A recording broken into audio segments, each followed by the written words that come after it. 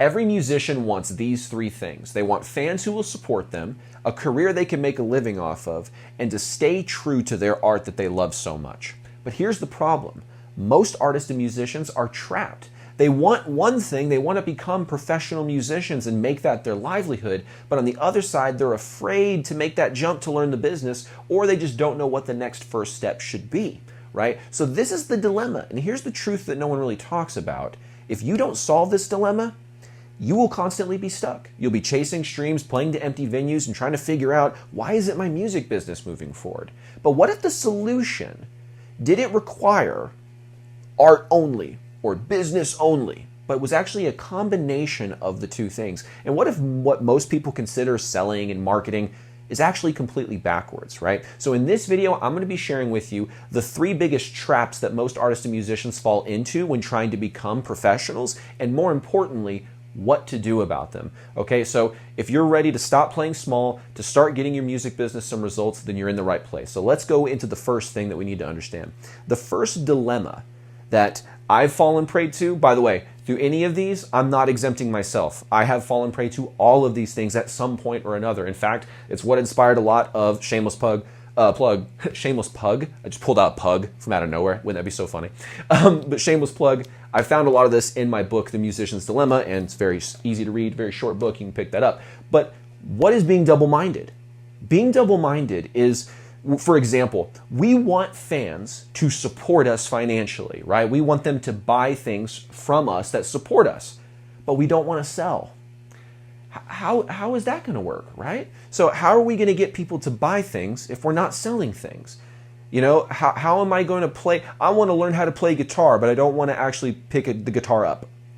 You know, I want to learn how to sing, but I don't want to actually project anything through my voice.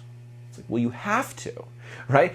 If we want fans to buy, we have to sell. We have to have something up for offering for them to buy, or else they can't support us other than streams. And we know how well that's probably going for 99% of us out there. Even for someone who's in quote-unquote the top 1% of the Spotify streaming spectrum, it's still nothing that's like, unless you're at the top 0.001% of Spotify, then you can start making some good money. But for me and a lot of the other people that are in that 1% spot on Spotify, it's still not even that much. So we have to understand that if without selling something, hell, even selling something for $1 is like already 300 times better than one stream, even if it's like a sticker or something. That's the whole point, is making $1, $2, $3, $4. You can make so much more compared to streaming, but you will never make that compared to streaming if you don't offer up something that they can buy. I remember one time, like, this is a lesson I hope every single musician that's watching this video takes this. If you take nothing else from this video, take this away. Your fans will buy from you as long as you sell to them.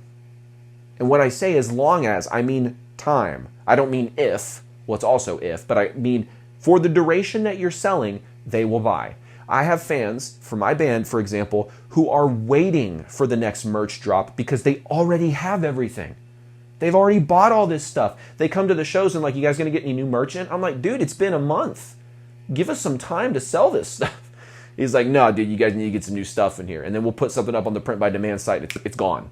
Immediately, he's bought it, right? You know, so I shouldn't say it's gone, but he's purchased it, right? There will be fans like that. And that fan is such a great fan, such a good dude. He's been to so many shows, traveled so many miles to come see us. I know that as long as we're giving him things that are of value to him, he will continue to support us because he genuinely likes us, right? The same will be true for you. But a lot of you aren't offering because you're like, well, I'm not at that stage yet. Please do not think that anymore. Take that belief, wrap it up, throw it in the trash, okay? You're ready right now. But Dax, I don't have any fans. You're in the perfect spot. But Dax, I only have 100 fans. You're in the perfect spot. The perfect spot to be in, to set up the stuff in your music business, to sell things, is right now.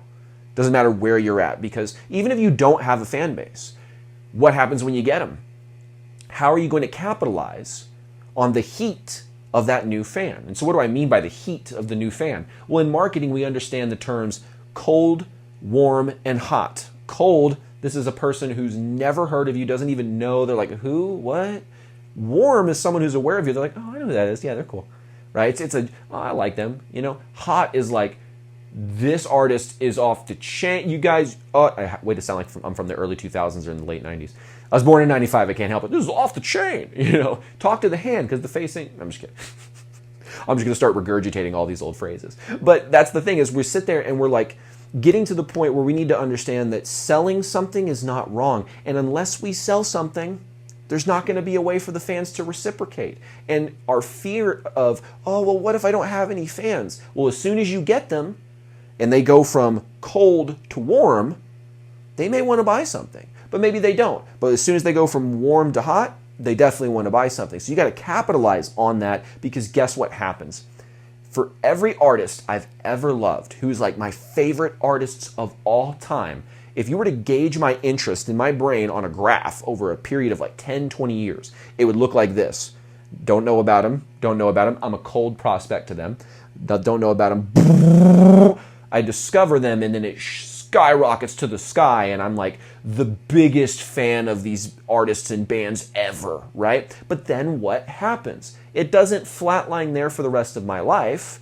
What happens usually is it peaks, and then it stays there, and then as you get older, it kind of it diminishes a little bit, right? Is it because the artist has put out new music that you're not as, thrilled about as you were with their older material? Sometimes. Has it just been that like you listen to it so much that you can't listen to it anymore? Sometimes. There's all these different factors, right? That people will be psyched about an artist or psyched about a band and then kind of slowly fade away. Maybe they change their sound and they don't like the new direction that the sound is going. I've had to do that. We had a singer who had a certain set of abilities with his vocals that our current singer now has like 100 times more capabilities to do these things. And so now we would try things and some people would be like, ooh, I don't like that. You didn't used to be able to scream like that. Now you can scream like that. I don't know how I like that. You see what I'm saying? So there's many reasons that fans will sort of lose their heat with an artist. But when the heat is there, if you don't have something to offer, they can't support you, and most likely the money will just go somewhere else. It's not that they're not going to spend the money now that you didn't sell them something. They're just going to go spend it somewhere else. Like, I know people who will spend $400 on My Chemical Romance tickets even though they can't afford them. Like, the money's going to go somewhere. It might as well be to you. You know what I'm saying? So you have to have something to offer. If you don't have anything to offer, you can't sell anything. So we can't be double-minded and say, I simultaneously want people to buy things and support me, but I don't want them to have to pay any money. This is like a huge fallacy in the Spotify debate. We want Spotify to pay artists more, right? Well, those costs to do that are going to get passed on to the consumer. So the question you have to ask is, will the consumer bear the price? And most likely, they will not. I've done it's not like a peer-reviewed study or anything, but I've done my own testing of asking people in my circle and people that I interact with, where I ask, how much would Spotify have to be before you're like, all right, I'm not paying for that? But like, what's the amount just below that? That you're like, I'll begrudgingly pay this, but it's still way too much. And most people say like $19. If Spotify gets to the point where just the basic plan is $19, they could probably afford to pay artists a little bit more. You make kind of like the label rate, you make 0.005 cents a stream, or maybe you make, a half of a penny a stream or something, right? But it's not going to be, we make $1 a stream, or we make, even 1 penny a stream. Because the fact of the matter is, I've seen people say different things. I've just done the research, and the fact of the matter is Spotify has never made a net profit, really. Except they had one quarter where they were profitable in like 2017, I think it was. But they've had gross revenue, millions and tons of, even billions of gross revenue. But net, boop, boop. So they are not profitable as it is. So the fact that artists and musicians want fans to pay more money, but they don't want to sell them things, right? So it's either they pay more money through Spotify, which the situation stays terrible, because it's still on Spotify and the streaming rate is still going to be crap. So it's either like we make the fans pay through Spotify, we make them the evil big bad wolf that charges people money. You're not really evil for charging people money, but that's what people think, right? They're like, we'll make Spotify the big bad villain by making them charge the fans more, and then we'll get money that way. I would rather just go up to my fans and be like, here's a way that you can support me. Would you like to support me? Oh yeah, you would. And some of you are like, Dax, I don't know if anybody would pay for my stuff. Be careful, because you'd be surprised. I've been in a metal coffee shop, you heard me correctly. The building was also made of metal, but it was for metal musicians as well. The irony, huh? In the middle of nowhere, West Texas. For my Texonians out there, you know what's out in the middle of West Texas. That's right, nothing. Nothing is out there. Oil rigs, lots of that out there. You know, go to Midland or Odessa or something like that. But we're in Fort Stockton, middle of nowhere. We stayed at the Motel 6. It was a lovely, lovely evening on twin beds where me and the bass player, who are both over 200 pounds, are sitting there shoulder to shoulder, leaned into the middle of the bed's indented, so we lean into each other. We're like looking at each other face to face at night, like, what's up, dude? You having a good night's sleep? No, me neither. That's where we were staying. That's the area we're in. There's 5 people in this venue as we're playing. We are thinking to ourselves, what have we got ourselves into? We are in like the biggest no-win situation of all time. Could you guys agree that's a pretty no-win situation? We made like $500 or more dollars. I think we actually made like close to 8. How did we do that? There's only like 5 people there. If you put on a performance, because here's the thing, we told ourselves, it doesn't matter if there's just 5 people out there, go out there, and if anything else, practice performing, right? Even if there's no one to perform to, practice your performance. This is the best practice you could have, is on a stage with sound and lights. Go ahead and just go out there and practice it. So that's what we did. We went out there and practiced our stuff in this very loud metal room. The acoustics were terrible. But because we told stories about our music and what inspired us to create things, and we built this connection with the audience, they were elated to support us. They were overjoyed to come over and say, hey, here's $100. And we're like, okay, well, how many shirts do you want? And they're like, give me 1 shirt and then just keep the change. We're like, you know, like, you can do that?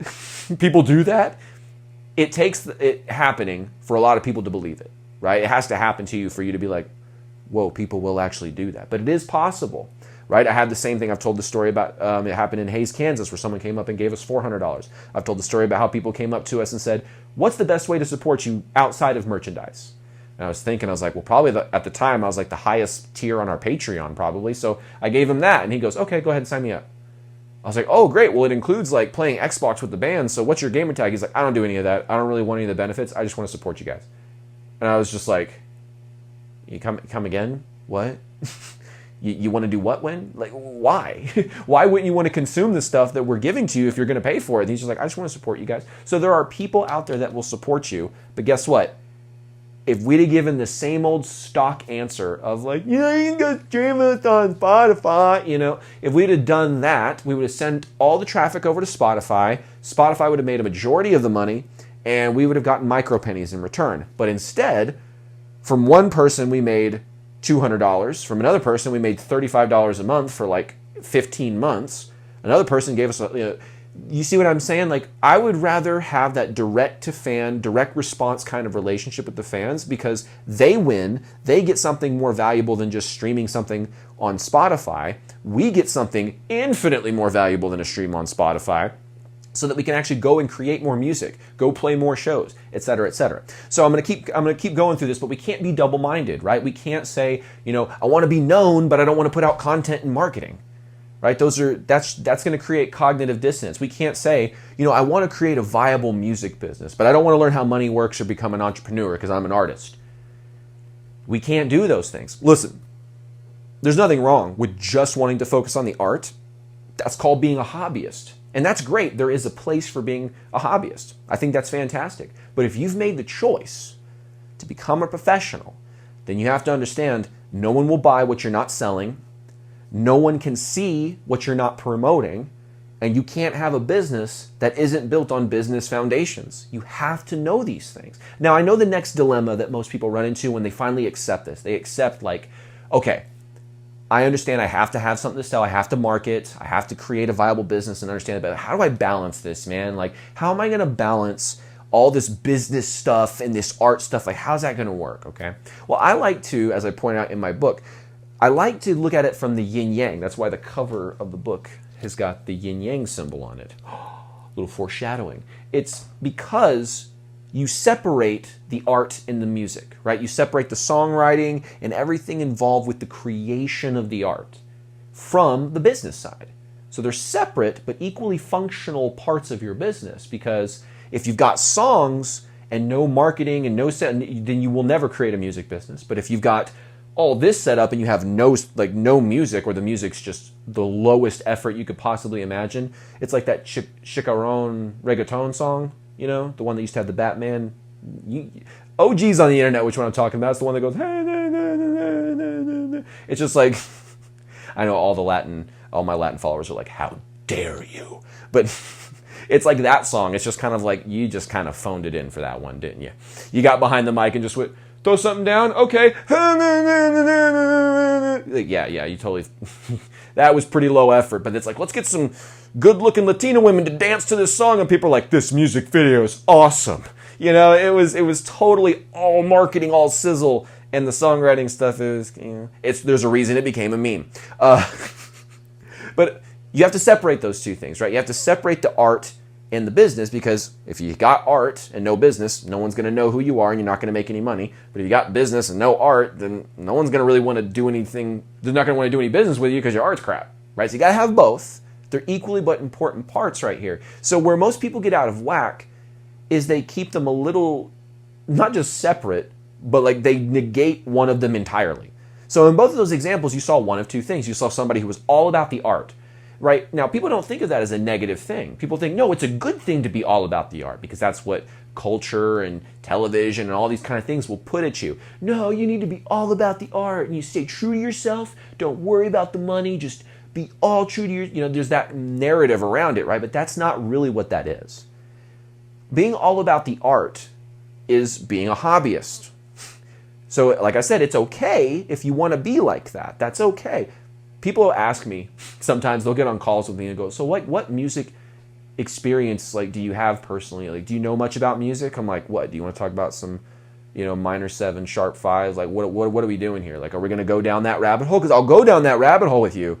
I'll go down the negative harmony Jacob Collier rabbit hole with you. But I think we need to focus on the business for the moment, because I think that's what's going to help us, right? But those people, they're so all about the art that they're like, if anybody knows anything about business, then they're like a poser or something. That's what that turns into. It turns into this perspective of it's only about the art, and the only people that are going to make it are the people that only focus on the art, says the group of people that are not moving forward in their music business. And the people who are moving forward in their business acknowledge that the business played a part in it. Right? See what I'm saying? I'm not trying to talk down to anybody, because I have fallen for everything that I'm telling you about, especially when I was younger, because I started my career when I was 15. So you can imagine I was a little naive at 15, 16, 17 years old. And then after getting punched in the face enough, even as a minor in the music business, I was like, all right, I need to figure out what's going on, because I don't like getting punched in the face this many times. It's hurting my self-esteem. I'm too young for this. No, but it toughened me up. I've got character now. So you look at this and you're like, okay, I'm just going to ignore the business and focus all on the art. That's not going to help you. Because like I said, if you don't build a business around your art, then okay, you're a hobbyist, great. So don't have that cognitive dissonance. If you're going to be a hobbyist, just be a hobbyist. But if you're going to be a professional, you have to build the business side.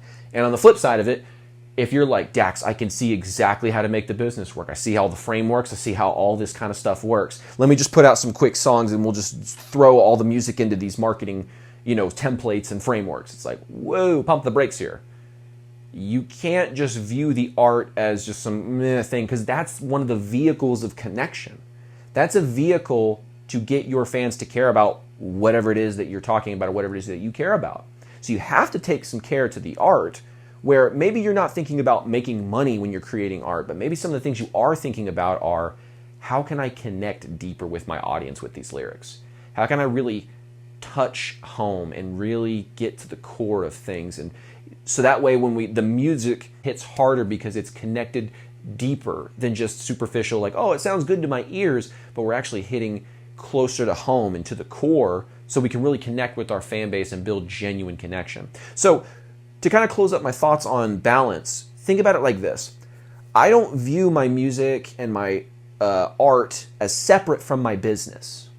Right? I don't view them as necessarily separate. To me, they're integrated where they need to be integrated, which means when it needs to be about the music, it's going to be about the music. When it needs to be about the business, it's going to be about the business. I think about it like two puzzle pieces, because some people are like, well, how can you mix these things but also keep them separate? Well, think of a two-piece puzzle. You have one piece and another piece, and without both pieces, you don't have a completed puzzle. But they're completely separate pieces. You know, it's not like when you put them together, they morph into some one singular piece now. No, you still have two pieces of the puzzle that, unfortunately, people could break away at any time, right? So people will just break away the music and say, oh, I'll just focus all on the business. It doesn't really matter about the music. Or they'll take away the other puzzle piece and say, I'll just focus on the music. The business doesn't really matter, right? They'll have those flip-flopped perspectives. So that's what I would look at, is how do I integrate this to where when it comes to songwriting, I'm in the studio. How do I write in a way that just makes it about the art and connecting with people? And then when I'm creating my website, creating my email sequences, and I'm creating merchandise offers, it is about the business. And the business doesn't mean not thinking about the fans. In fact, the best businesses think about the fans. In fact, look at Amazon. People can say what they want about Jeff Bezos, but that dude has made my life way easier, right? There were some storms here and some books got lost, and so I'm a little frustrated at that. But other than that, I don't have to go to Barnes & Noble's, which is 25 minutes away from me, to go pay $25 minimum for tiny books in a bookstore. I can just stay at home, it's cheaper, and it'll be delivered to me. He improved my life and productivity. He added value to my life, which is probably one of the reasons he's so wealthy, right? So we need to think about, like, how do we integrate things where the business side is still focused about the fans. It's still focused on, like, how do I create something that they would actually want to buy? How do I create an offer they would like to purchase? Instead of just like, how do I sell this and just ram it down their feeds and blah, blah, you know. That's not the way we want to look at things. And still in your business, you're thinking about other people, but you're using business strategies, and you're not like, oh no, I have to actually sell something. I'm going to freak out. You know, it's just a normal business thing. You're not going to freak out like, I have to get in front of a camera and talk. I can tell you right now, one of my clients who was the most apprehensive to post these talking head style videos to his fans has had some of the best results I've seen. Went from like 2017 views a video to 250 the first time we did it, up into like 5,000-6,000, and it's only been going up from there. So you have to look at these things from a perspective of integration, not keeping things completely separate, because usually what happens is if you keep them completely separate, one of them falls away because they're not connected. They're not joined at the hip. They're kind of like, yeah, there's the whole business thing. We'll get to that whole thing. I'm just going to focus on the music for now because this is the fun stuff that I'm used to. You know, or they'll be like, I'm so focused on the business stuff that I'm just kind of ignoring the music, and we're just push that away for a little bit because of the business, right? Both of those perspectives are unbalanced. You want to develop a balance in perspective there. Now, I'm not talking about work and home life balance. That's a whole other video that I could go down where I don't necessarily believe in that, because I believe in integration, not compartmentalization. So the last thing that I want to touch on that is a huge dilemma for musicians is integrity. There is this assumption, again, another plug, I talk about this as one of the myths that I debunk in the Musician's Dilemma book that I have, the myth of selling out, right? People think of selling out in a lot of different ways. Originally, the term sellout meant you were selling things that were outside of the quote-unquote established music industry. So, for example, back in the day, we didn't have, you know, CDs, and we didn't have digital downloads, and we didn't have all this stuff, right? What do we have? We had the radio, so we had record players, we had radio, we had all these kind of a little bit more some of them are making a comeback, I guess, but right, we had these old school ways of media consumption. So what we would do is we would use the music to sell things.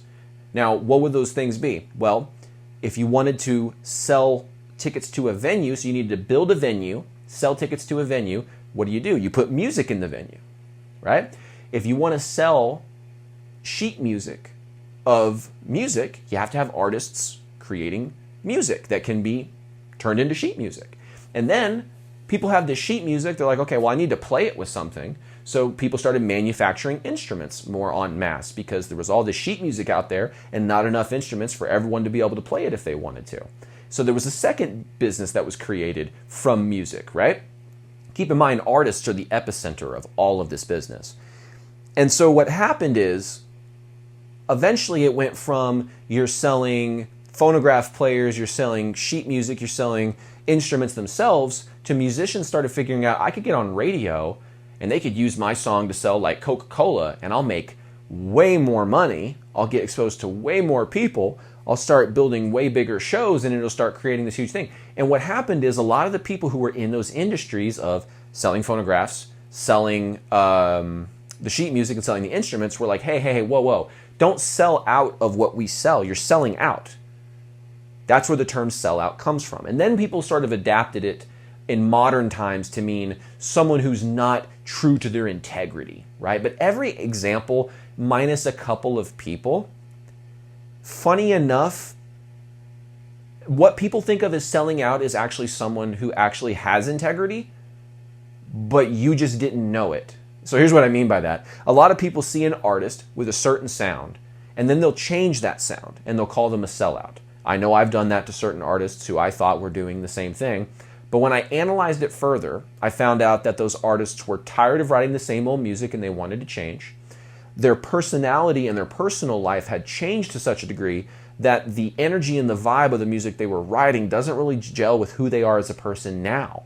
I've also found that person was always a fan of all these different kinds of music. They just happened to express it in the genre I found them in, and I got associated to them with this sound. But really, they like to do a bunch of other things, and so now they're choosing to do another thing, and I'm like, they changed their sound. They obviously did that for mainstream recognition. They're sellouts. Well, 90% of the time, I'm sure there is someone who like calculated in a, like, you had the Milli Vanillis out there or trying to figure it out, but for the most part, most musicians change their sound for reasons that I don't think you should properly label them as selling out. I don't think that's an accurate label to it. They change their sound for personal reasons because maybe their fans were getting tired of it too. There's lots of different reasons that shift could happen, but we tend to make these broad scale judgments and say, oh, you're selling out. And now in the most recent times, it's been adapted to, oh, if you try to, people call you a try hard. They say, oh, promoting your music on social media is so cringe. It's like, yeah, to the super cynical loner who's antisocial beyond belief, sure, it's cringe. Who cares what they think, to be honest with you? Because that's what they would have said about anything. All these musicians making music videos, it's 1989 or whatever. Stop making music videos. It's so cringe. That's what they would have said back in the day. And we would have known as musicians, like, no. This is 1989. The way that you get seen by masses of people is on the radio and on these music television type programs. So you don't know what the heck you're talking about. But for some reason, we've forgotten all this stuff. And so it comes to content marketing. It goes from I need to create music videos because of these music video channels to I need to create content because now we have all these social media platforms where I have my own channel. Notice the similarity in language there. You used to have to go tune into a television channel where now you have your own channel, right? So we need to look at it from this thing of like it just shifted. It evolved over time to where now people consume music through social media. And so we put out content there because that's where the people are hanging out at, just like we put music videos out because that's where people's eyes were hanging out. So it's not selling out, okay? And I'm not going to use the classic, I didn't sell out, I cashed in, or yeah, I sell out Madison Square Garden. I'm not going to go down that rabbit hole. But fundamentally, there is a myth around selling out, and artists think, if I promote too much, if I promote too hard, if I sell too hard, if I turn my music into more of a business, that I'm going to be labeled a sellout. And that comes from a fear of judgment. That comes from a fear of judgment from your peers, most likely, and potentially also from fans. But that is merely a fear of judgment, not actual judgment written. So what I mean by that is, sure, there will be some haters in the comments eventually that always say something negative, even about the nicest things, right? But if you're staying true to yourself, who cares what these other people have to say? Because they're not on that mission. And most people don't even have those thoughts that you think they do. Most people don't have, you think, I'm going to put this out and people are going to think X, Y, and Z. Most people think ABC, not X, Y, Z. That's how it usually works. We think they're going to say this thing. And it's usually like, no, dude, I'm over here thinking totally different things. Because that perspective over here is focused on it's a self-conscious thing. We're being and there's a reason they call it self-conscious. You're thinking of yourself too much instead of thinking about it from their perspective, right? Now, some people say, no, I am thinking about it from their perspective. I'm thinking they're going to see me and judge me. I'm like, well, what evidence do you have that they're going to judge you other than that's a fear that you have in your mind, right? See, we try to displace it and say, no, it's on them. I'm seeing that they're going to be looking at me and judging me. I'm like, that sounds like you're judging you and you're afraid that other people are going to judge you the way that you're judging you. That's really what it comes down to. So we have to get rid of this fear of judgment, because it doesn't matter what you choose to do. Somebody will have a problem with it. I've got family that have got problem with me doing what I do. Do you think that stops me? Of course not. In fact, sometimes it's nice motivation. Never underestimate how motivating it can be for someone to not believe in you. I'm just saying, from personal experience, I think it's quite impressive. So here's what we do step forward for the integrity bit.